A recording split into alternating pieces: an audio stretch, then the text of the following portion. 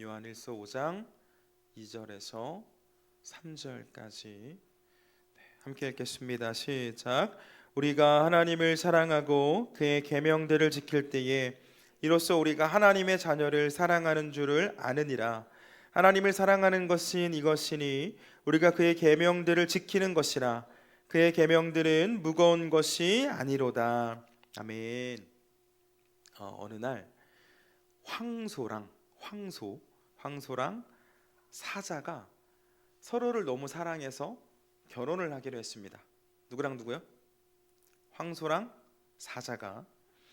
이 주변에서는 야 무슨 황소랑 사자가 결혼을 하냐라고 말렸지만 서로를 너무나 사랑했기 때문에 주변의 걱정에 아랑곳하지 않고 결혼식을 올렸습니다.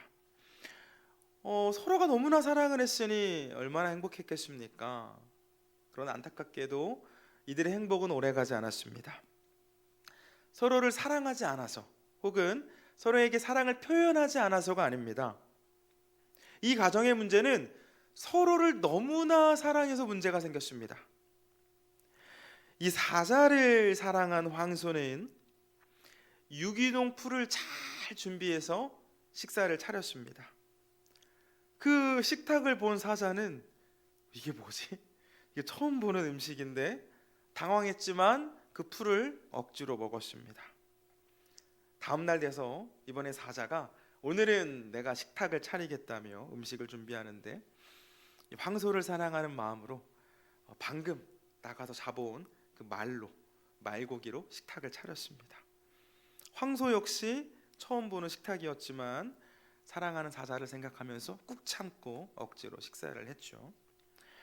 그렇게 3년이라는 시간이 흘러서 이제는 더 이상 같이 못 살겠다 하는 이 사자와 황소가 이혼을 하게 되는데, 그 사자와 황소 모두 법정에서 이렇게 이야기를 했다고 합니다. 나는 최선을 다해서 사랑했습니다.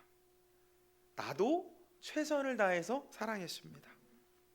서로에게 최선을 다했다고 생각을 했습니다. 황소는 자신의 생각에 가장 좋은 음식인 유기농 풀로 식사를 준비를 했고, 사자는 매번 갓 잡은 동물로 식사를 준비했습니다. 서로를 사랑했지만 사랑하는 방법을 잘 몰랐던 거죠.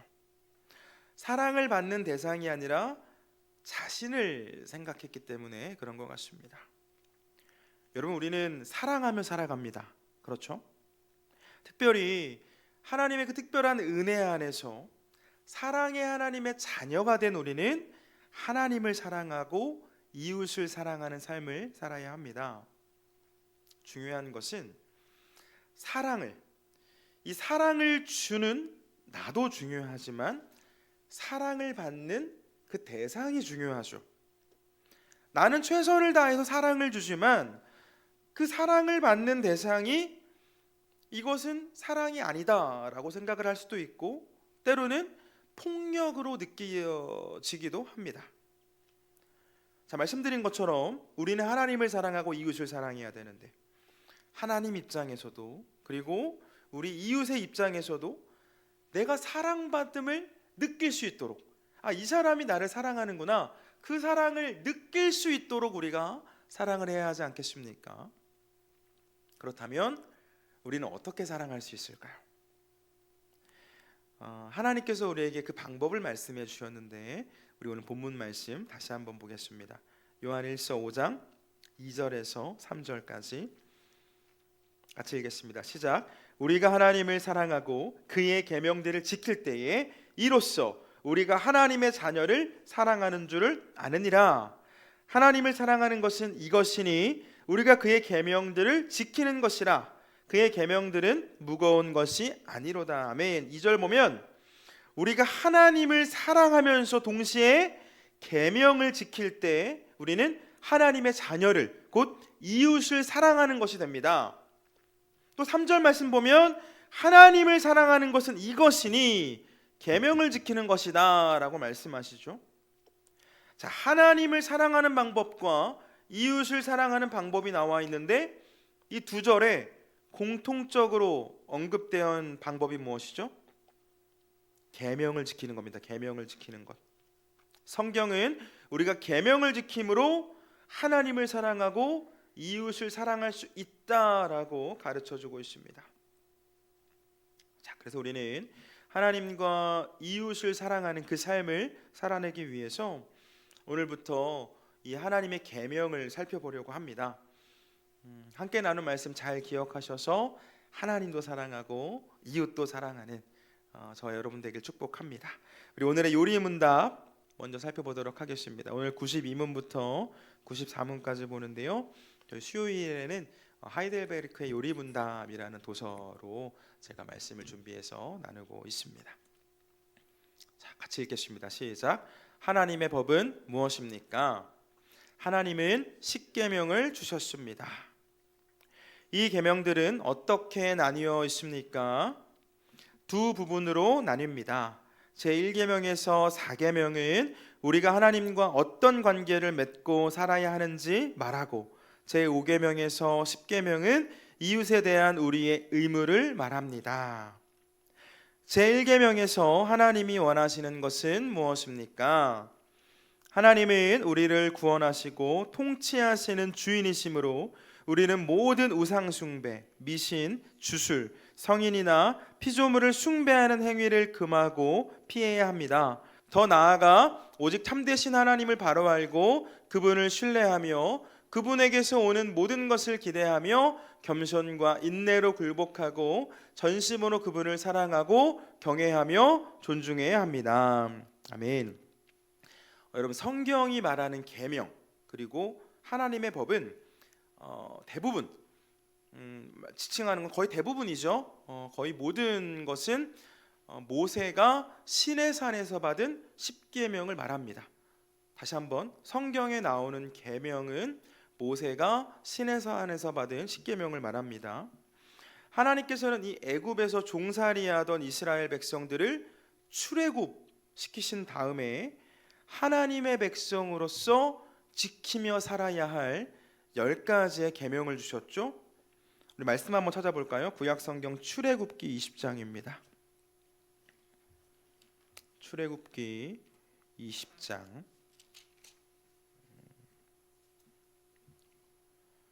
제가 갖고 있는 성경으로는 구약 112면에 있습니다. 112면 출애굽기 20장 1절에서 2절 말씀 같이 읽어보겠습니다. 시작. 하나님이 이 모든 말씀으로 말씀하여 이르시되 나는 너를 애굽 땅 종되었던 집에서 인도하여 낸 내 하나님 여호와니라. 아멘. 지금 하나님께서 말씀을 하시기 전에 말씀을 하고 있는 사람, 곧 당신에 대하여 먼저 소개를 하시죠. 나는 하나님이 말씀하시는 겁니다. 나는 너를 애굽 땅 종되었던 집에서 인도하여 낸 내 하나님 여호와다. 자, 여러분, 성경이 말씀하는 그 계명이 무엇을 의미한다라고 말씀을 드렸죠? 모세가 시내산에서 받은 십계명이라고 말씀을 드렸습니다.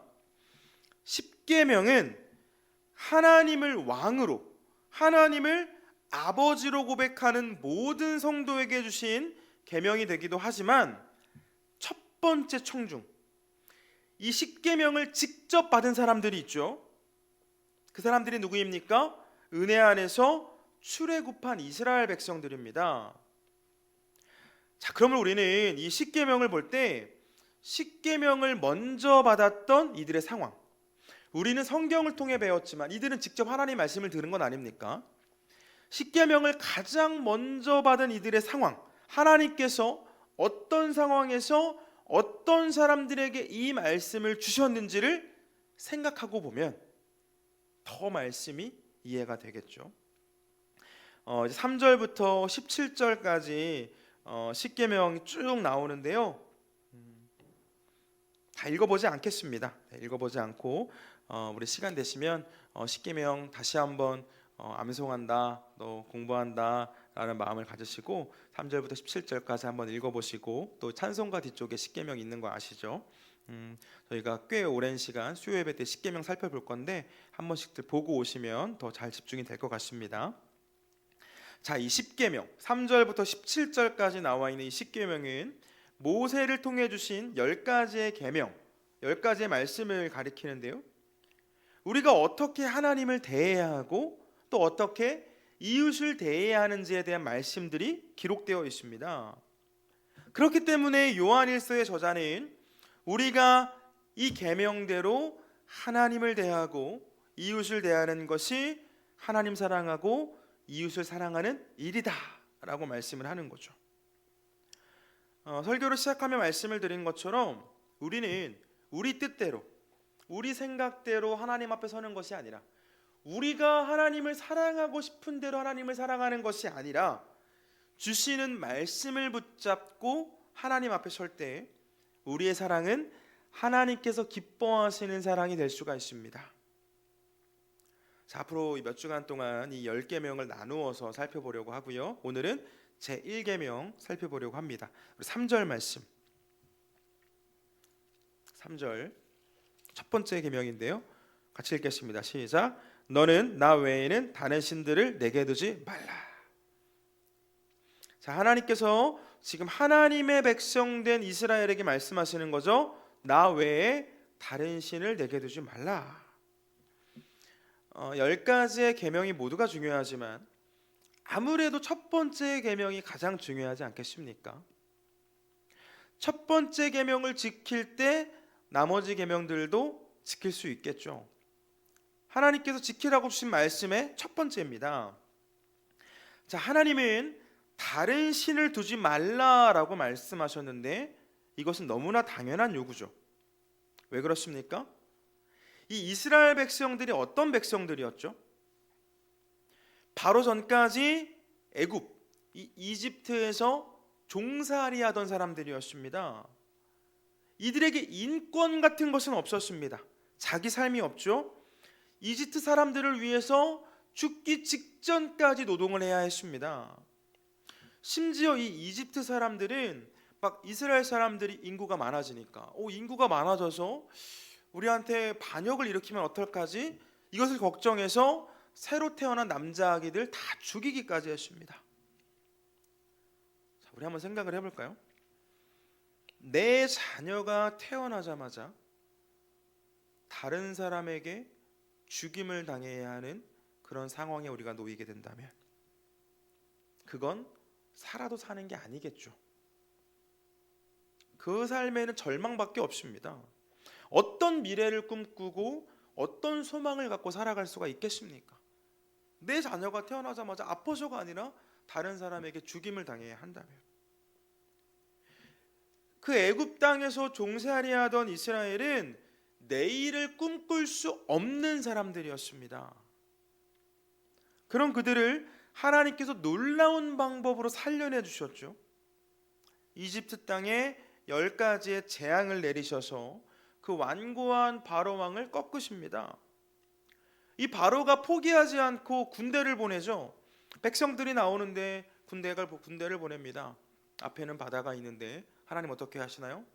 바다를 갈라서 이스라엘 백성들을 건져내 주시고 다시 바다를 흐르게 함으로 애굽의 군대를 심판하시죠.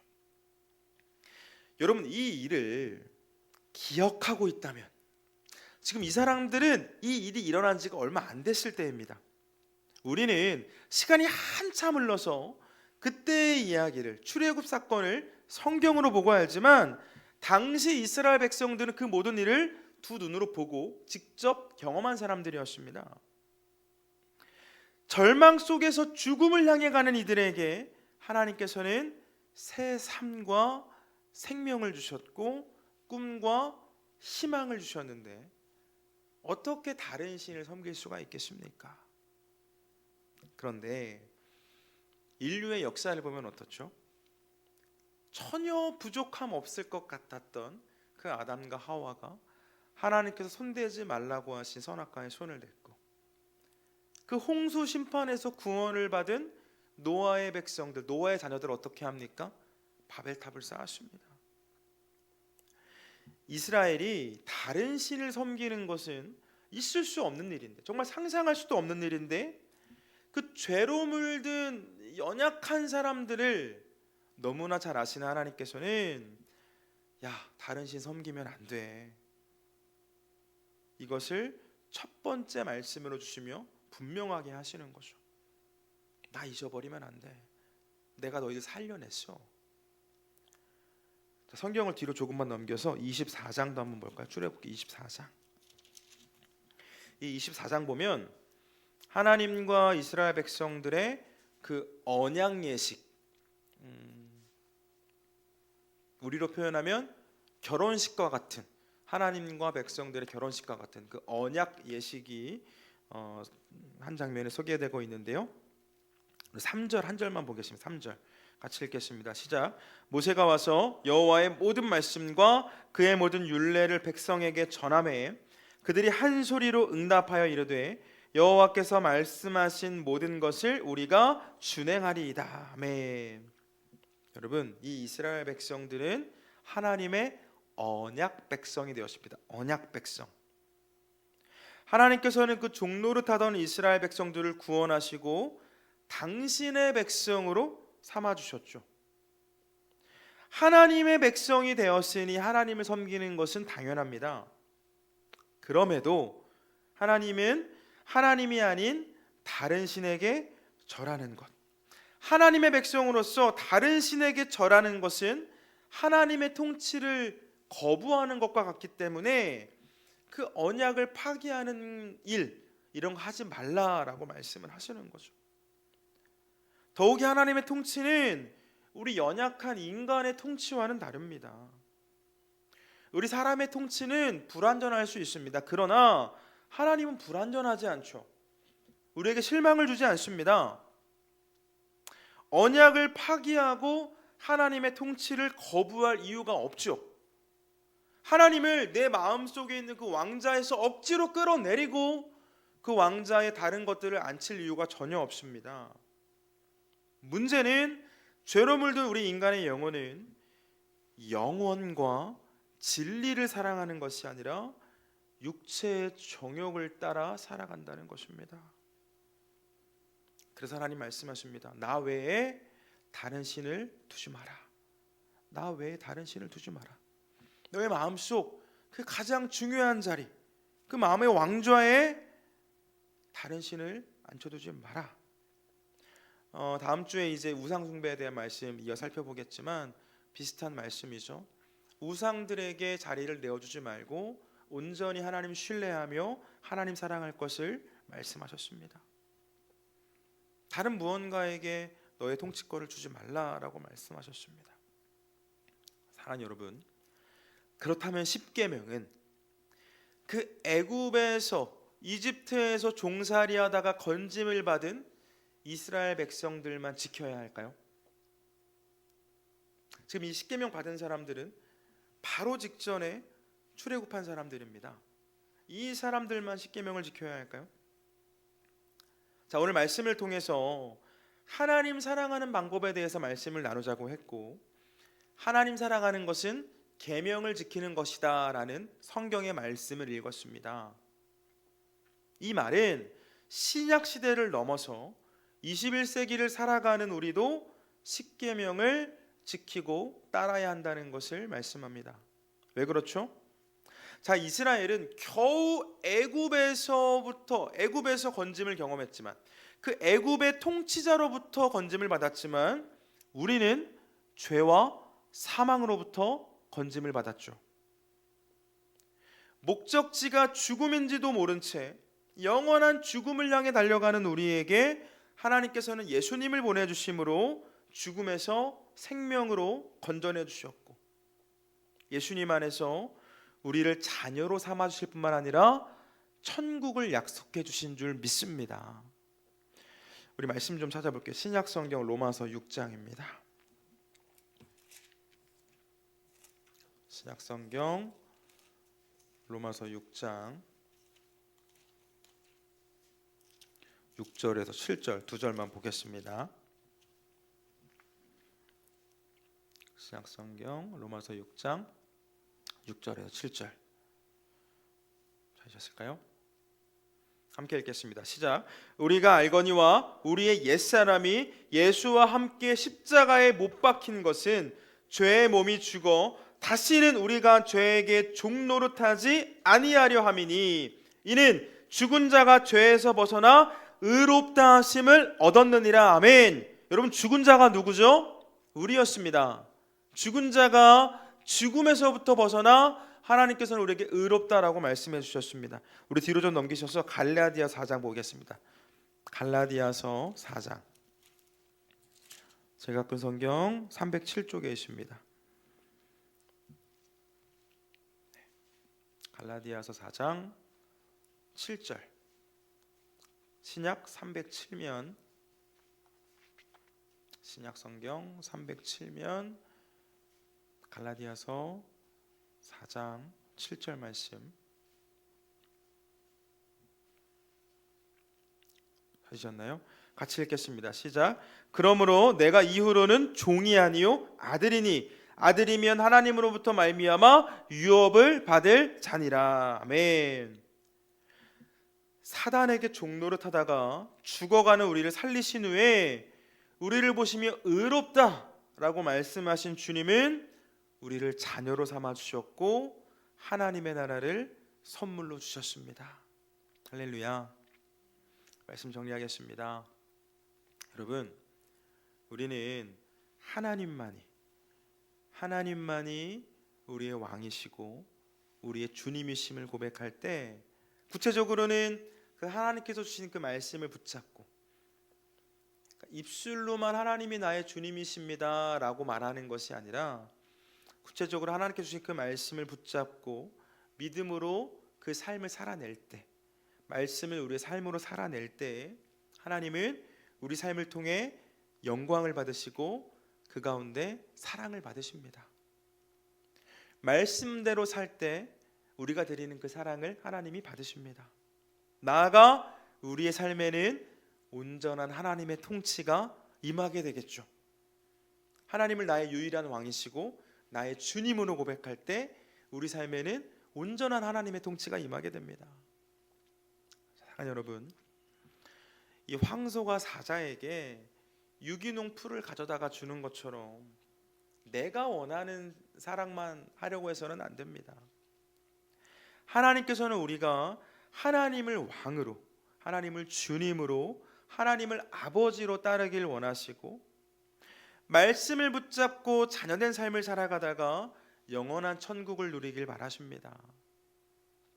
바라기는 하나님께서 주신 이 계명을 지킴으로 하나님 사랑하고, 그렇게 하나님의 온전한 통치 안에서 참된 평화와 참된 기쁨과 참된 만족을 영원토록 누리며 살아가는 저와 여러분 되길 주님의 이름으로 축원을 드립니다.